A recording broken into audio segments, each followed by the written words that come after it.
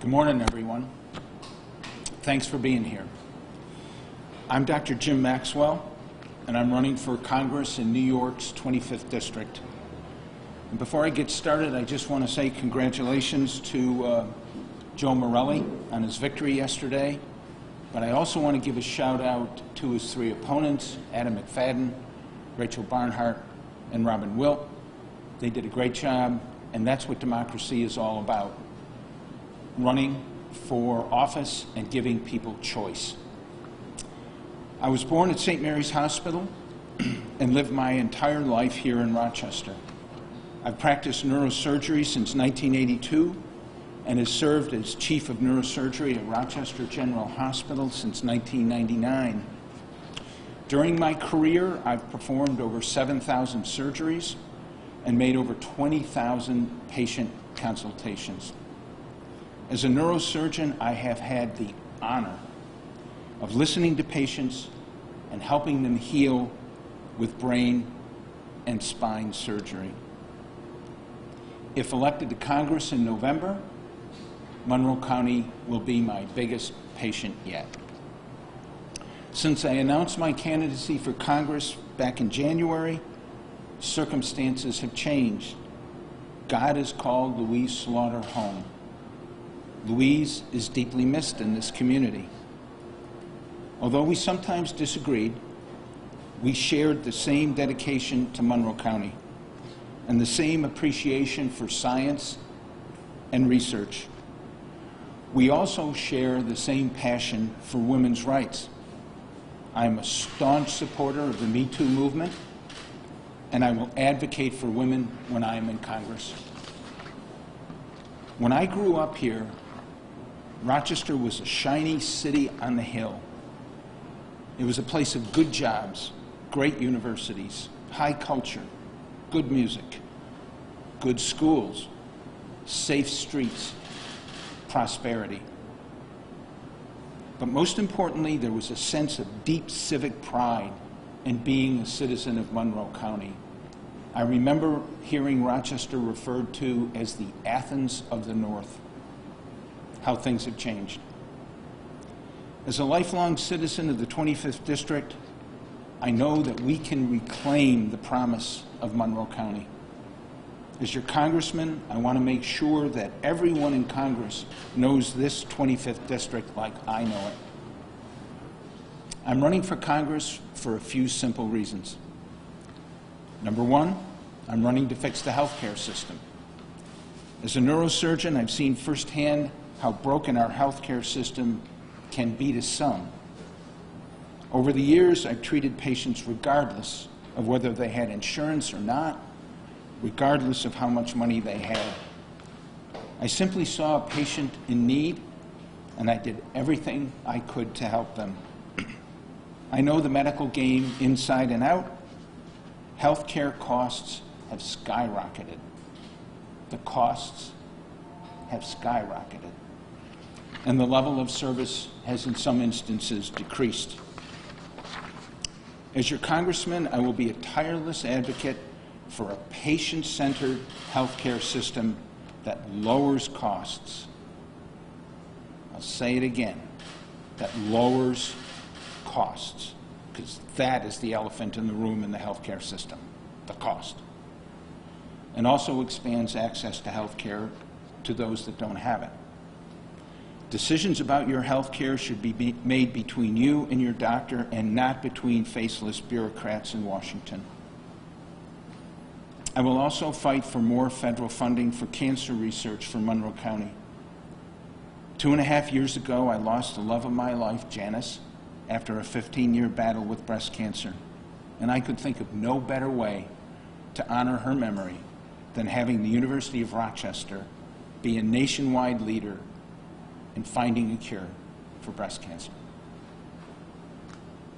Number two, I'm running to restore economic prosperity to Monroe County. The federal government does not live within its means. The national debt is $21 trillion. The federal government has maxed out our collective credit card as a nation. Our future, our children's future, Our grandchildren's future, I have 5 of them, are all being maxed out. Excessive taxation is crushing residents of the 25th District. New York is the highest taxed state in the nation. Families are fleeing New York State for better economic opportunities elsewhere. Last year, nearly 200,000 New Yorkers migrated to different states, the largest such exodus in the country. Last year's federal tax reform effort was a step in the right direction. Local companies like Vedestri and Paychex have given out tax reform bonuses to their employees, but the final legislation was far from perfect. Rochesterians are still suffering from high state and local taxes. Our district needs a representative in Congress that will advocate for common sense on taxes, regulation, and federal spending. Finally, I'm running to stamp out public corruption and make a dysfunctional Washington work again. As a country, our faith in public institutions is at an all-time low. Public approval ratings show Congress is less popular than it ever has been. It's no secret that Washington is broken. Gridlock and extreme partisanship have poisoned Congress as an institution. I'd fight to restore civility, compassion, compromise in order to best serve the citizens of Monroe County. I'm an independent guy. I'm not going to Washington to toe the party line. All I want to do is what's right for Monroe County. I will stand up to anyone who hurts Monroe County, no matter if it's Nancy Pelosi or even the President of the United States. In this election, I think the choice is very clear. I am a fresh face, no political baggage. My opponent, on the other hand, Joe Morelli, is a career politician steeped in the ways of party division and coming from an Albany filled with corruption and gridlock. He is not the one we need to represent us in D.C. I am new at this, and that is a good thing. I'm just a citizen of Monroe County that wants to fight for the folks back home, and I'm not going to Washington to curry favors, line my pockets, and I won't stay there forever. I will come back home when I finish my job because I believe in term limits. Being a member of Congress should not be a lifetime appointment. You can tell a lot about a person by the friends he keeps. During the past 35 years, my opponent has been associating with the likes of disgraced former Assembly Speaker Shelley Silver, disgraced New York State Attorney General Eric Schneiderman, disgraced former Governor Eliot Spitzer, and others. Nobody has ever called my operating room a swamp, and none of my colleagues have ever been found guilty of public felony corruption. As a doctor, I can't turn my back on the people that I work for. I can't cut corners and I can't compromise. The consequences could be fatal. As a doctor, I won't compromise my principles. I won't compromise the principles that I learned in medicine. And I want to bring that same dedication to principle for the people of Monroe County in Washington. As your congressman, I want you to hold my feet to the fire and keep me accountable. I want you to watch me and make sure that I stay true to the needs of the citizens of Monroe County and our principles as a community. I'm not plunging headfirst into Congress to become part of the system. I'm going there to change the system. It doesn't take a brain surgeon to know that Congress is broken, but it might just take one to fix it. Thank you, and I look forward to your questions. How does knowing who your opponent is change things for you, if at all? It doesn't. it doesn't change things for me at all. I am who I am. I'm the same as I was when I tossed my hat in the ring in January against Louise Slaughter, and I'm the same person now against Joe Morelli. Both were and are career politicians. And as I go door to door and I go through Monroe County, I hear a big disgruntlement, a big dissatisfaction with the status quo from everybody, both parties, doesn't really matter. And they want change. They want a fresh face. They don't want career politicians. They don't want gridlock. They don't want the meanness. And so that's what I'm offering. And it was the same against Louise Slaughter as it is against Joe Morelli. And I don't know if you're aware of the low amount of people who actually came out and voted yesterday. I think it was 18% of voters in the suburbs and 14% in the city. But how do you kind of engage voters to come out, knowing that it was such a low number of people coming out yesterday? Those percentages are pathetic, and they bespeak an apathy in the body politic, in the citizens. I think people are so frustrated that they almost think that their vote doesn't count anymore. What difference does it make? They keep serving up the same people with the same ideas, with the same tactics.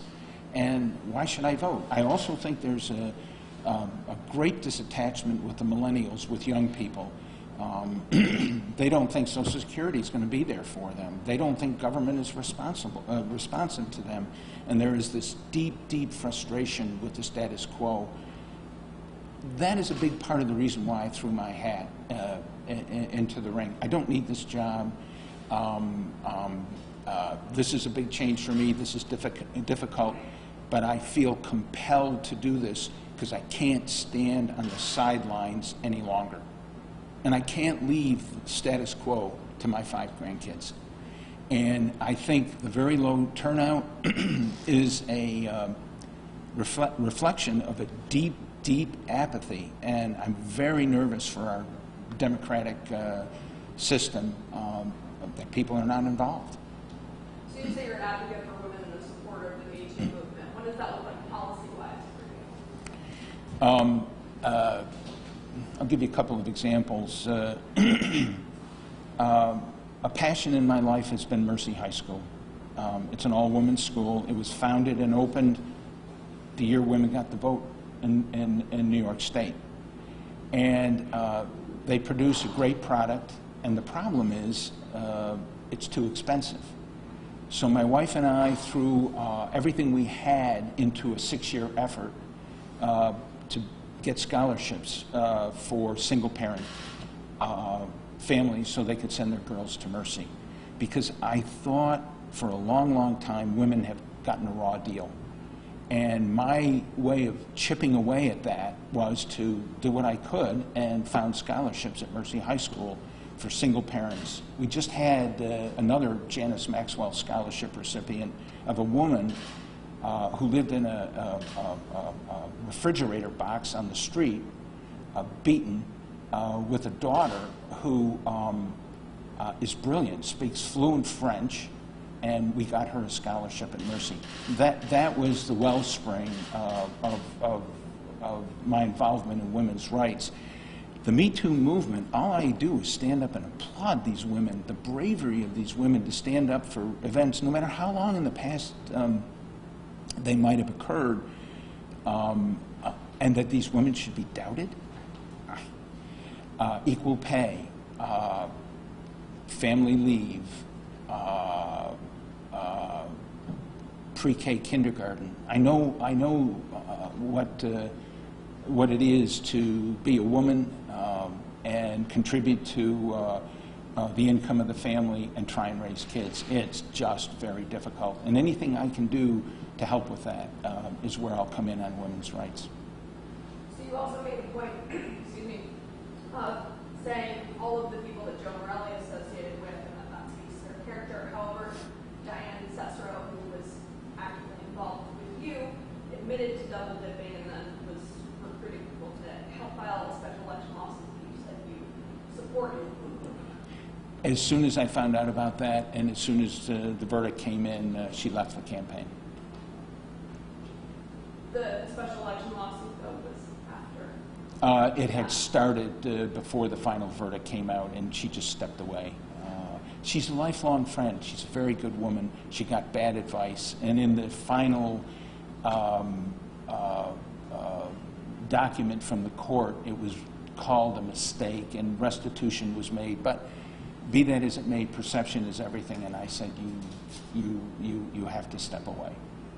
So what do you see as the difference between what happened there and the associates of Joan Morelli's? Well, I didn't know about it until the verdict came down, and as soon as it did, I reacted appropriately. How do you differentiate yourself from people who don't support Donald Trump, even Republicans who don't support Trump? I treat Donald Trump like I treat everybody in my life. There are good things and there are bad things, and nobody's perfect. Donald Trump has done some very good things, the chief of which, he listened to a group of people that believe themselves to be disenfranchised, the hard-working middle and lower class that saw their jobs go overseas, that saw their towns become filled with opioids, and they felt they weren't listened to. And he listened to them, and they actually put him in the White House, and I think that's a good thing. I think focusing on business is a good thing. I think lowering the tax rate for industry to 21% is a good thing. But as a way of conveying the other side of the coin, I say when I get to Washington and I meet him, first thing I'm going to do is ask him for his cell phone, and I'm not going to give it back. The precipitous tweets, the confusion, the back and the forth, his attitude towards women, I think he's got to be called to task on that. Dr. Maxwell, speaking as the president, he has been campaigning on behalf of candidates that are in these midterm elections. Is that something you are open to as a candidate, of him showing his support, coming here and rallying on your behalf here? I would. I don't think he'd come here. I've not reached out to him. He is my president, and I do support him. I am a Republican. I was born a Republican, in the mold of people like Barbara Conable, Jim Walsh, great people, centrists, got things done, highly respected. That's who I am. And, but in direct answer to your question, no, I have not reached out to Donald Trump, and he's not coming here. Is that something to be open to him in the future at all, if it came down to it of him? If he came? If that offer was on the table, if he, whether you reached out or he reached out, that's something you'd be open to as a candidate, I guess. We'd have to have some discussion about that.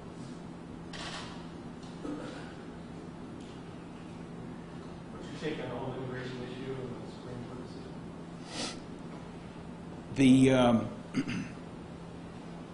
Supreme Court decision that came down a couple of days, in the language with which Chief Justice Roberts talked about it, I think was correct. You can't tie the hands of the executive of the United States when he's trying to protect us. We don't want buildings falling. We don't want planes dropping out of the sky. And if he's privy to some information that his legislative action is directed to, his hands should not be tied. But to target people on the basis of religion, ethnicity, sexual orientation, in my book, is dead wrong. All right, guys, one last question for Dr. Maxwell. Then we got the campaign dollars. Is going to be a neck-and-neck race between you and Morelli? I don't know. It's a bad time to be my friend or my classmate. I've called them all up and hit them all up for money. I just don't know. I presume we're probably going to be at about the same level. All right, thanks, everybody. Thank you very much for coming. Appreciate it.